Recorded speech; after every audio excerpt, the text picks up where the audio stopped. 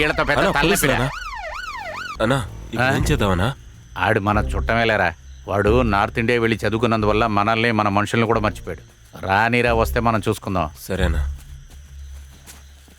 నమస్కారం సార్. ఏం జరుగుతుంది ఇక్కడ? ఎందుకు కట్టేశారు ఇతన్ని? అదేం లేదు సార్. మర్డర్ ప్లానా? అయ్యయ్యా, అలాగంతా ఏం లేదు బాబు. నేనే ఈ విషయంగా మిమ్మల్ని కలవాలనుకున్నాను. మన వాళ్ళల్లో ఇంత పెద్ద ఆఫీసర్ అవడం చాలా గొప్పగా ఉంది. నా కుటుంబాన్ని చిన్నభిన్నం చేశాడు ఈ చెత్త నా కొడుకు. లవ్ మ్యాటరేగా, మీరు బయలుదేరండి. సరే, అది. ప్రకారం ఏం చేయాలో నేను మాట్లాడుతున్నాడుగా. చూసుకుంటాను. పోయా, కట్లిపో, విప్పరా. మాట్లాడుతున్నాడుగా.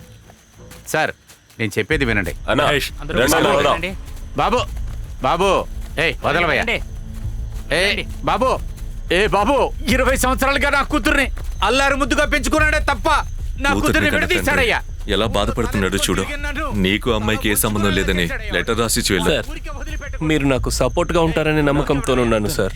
మేమిద్దరం ఒకరికొకరు ప్రాణంగా ప్రేమించుకుంటున్నాము సార్.